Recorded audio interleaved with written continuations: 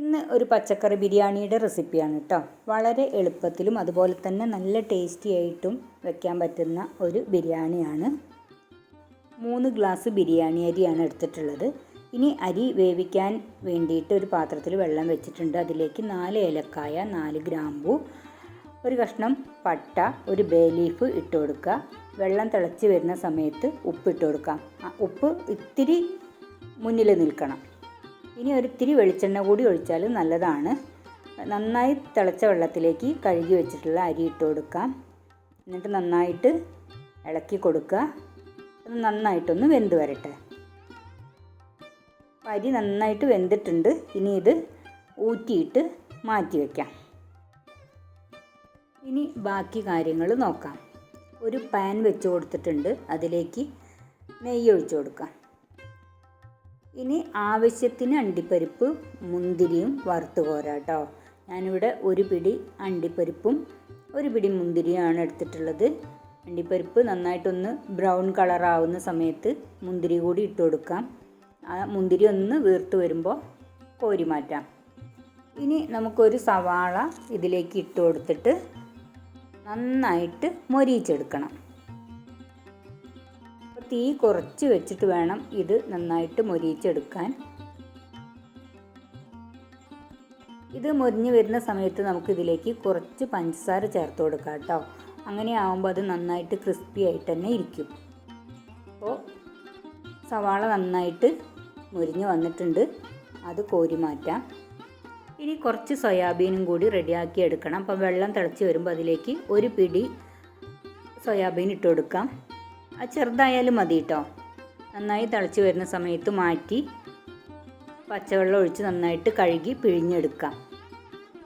ഇനി അടി കട്ടിയുള്ള ഒരു പാത്രം വെച്ച് കൊടുക്കാം.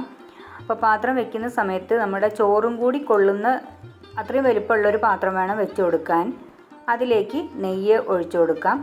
അപ്പോൾ നമ്മൾ നേരത്തെ ഉള്ളിയൊക്കെ മൂപ്പിച്ചെടുത്തിട്ടുള്ള നെയ്യും കൂടി ഇതിലേക്ക് ചേർത്ത് കൊടുക്കാം കേട്ടോ.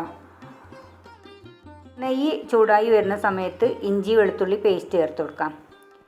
ഇഞ്ചി വെളുത്തുള്ളി പച്ചമുളകും കൂടി ചതച്ചെടുത്തതായാലും മതി കേട്ടോ. നന്നായിട്ട് മൂത്ത് വരുന്ന സമയത്ത് 2 സവാള നീളത്തിൽ അരിഞ്ഞത് ചേർത്ത് കൊടുക്കാം. അത് നന്നായിട്ടൊന്ന് വഴറ്റിയെടുക്കുക. വഴന്ന് വരുന്ന സമയത്ത് ഇതിലേക്ക് ഇനി പച്ചക്കറികൾ ചേർത്ത് കൊടുക്കാം. ഇത് ബീൻസും പയറും കൂടി അരിഞ്ഞതാണ് കേട്ടോ. പിന്നെ ഒരു വലിയ ഉരുളക്കിഴങ്ങ്, ഒരു വലിയ ക്യാരറ്റ്, കുറച്ച് പച്ചമുളക്. ആദ്യം ഉരുളക്കിഴങ്ങും ക്യാരറ്റും കൂടി ഇട്ട് കൊടുക്കാം. അത് നന്നായിട്ടൊന്ന് വഴന്നു വരട്ടെ. ഉരുളക്കിഴങ്ങും ക്യാരറ്റും നന്നായി വഴന്നു വന്നിട്ടുണ്ട്. ഇനി ഇതിലേക്ക് പയറും ബീൻസും കൂടി അരിഞ്ഞത് ചേർത്ത് കൊടുക്കാം. കൂടെ തന്നെ പച്ചമുളകും ചേർത്ത് കൊടുക്കാം കേട്ടോ. ഇനി ഇതിലേക്ക് ആവശ്യത്തിനുള്ള ഉപ്പും കൂടി ചേർത്ത് കൊടുക്കാം. ഇതിലേക്ക് നേരത്തെ പിഴിഞ്ഞെടുത്ത് വെച്ചിട്ടുള്ള സോയാബീൻ ചേർത്ത് കൊടുക്കാം. സോയാബീൻ വലുതായതുകൊണ്ട് മുറിച്ചെടുത്തിട്ടുണ്ട്. ഇനി ഇതിലേക്ക് വേണ്ടത് 1 കപ്പ് വേവിച്ച ഗ്രീൻ പീസാണ് കേട്ടോ. ഉപ്പിട്ട് വേവിച്ചെടുത്ത ഗ്രീൻ പീസാണ്. അതുകൂടി ചേർത്ത് നന്നായിട്ട് ഇളക്കി കൊടുക്കുക. ഇനി ഇതിലേക്ക് പൊടികൾ ചേർത്ത് കൊടുക്കാം. ഒരു 1/4 ടീസ്പൂൺ മഞ്ഞൾപ്പൊടി, 1/4 ടീസ്പൂൺ മല്ലിപ്പൊടി, 1 ടീസ്പൂൺ ഗരം മസാല ചേർത്ത് കൊടുത്തതിന് ശേഷം നന്നായിട്ട് ഇളക്കി കൊടുക്കുക. ഇനി ഇതിലേക്ക് 1/4 കപ്പ് തൈര് ഒഴിച്ചു കൊടുക്കാം.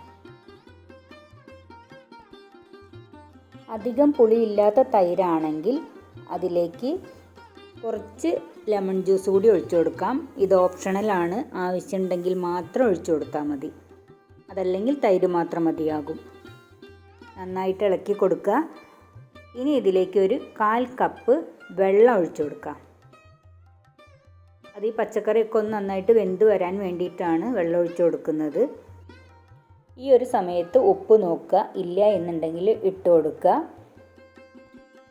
ഇനി നന്നായിട്ടൊന്ന് ഇളക്കിയതിന് ശേഷം ഒരു 5 മിനിറ്റ് ഒന്ന് മൂടി വയ്ക്കാം. വെജിറ്റബിൾസൊക്കെ ഒന്ന് നന്നായി വെന്ത് വരട്ടെ. ഇപ്പോൾ പച്ചക്കറിയൊക്കെ നന്നായിട്ട് വെന്ത് വന്നിട്ടുണ്ട്. ഇതിലേക്ക് മല്ലിയിലയും പുതിനയിലയും കൂടി ചേർത്ത് കൊടുക്കാം. ഇപ്പോൾ മസാലയൊക്കെ സെറ്റായിട്ടുണ്ട്. ഇനി ഇതിലേക്ക് നമ്മൾ നേരത്തെ ഊറ്റി വെച്ചിട്ടുള്ള ചോറിട്ട് കൊടുക്കാം കേട്ടോ. ചോറിട്ട് കൊടുത്തതിന് ശേഷം നന്നായിട്ട് ലെവൽ ചെയ്ത് കൊടുക്കുക.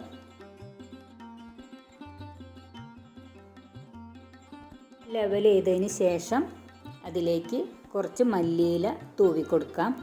അതിന് ശേഷം നമ്മൾ നേരത്തെ വറുത്ത് കോരി വെച്ചിട്ടുള്ള സവാളയും അണ്ടിപ്പരിപ്പും മുന്തിരിയും ഇട്ട് കൊടുക്കാം. ഇനി അതിന് മുകളിലായിട്ട് കുറച്ച് നെയ്യ് തൂവി കൊടുക്കാം. ഇനി നമുക്കത് അടച്ച് വെക്കാം കേട്ടോ.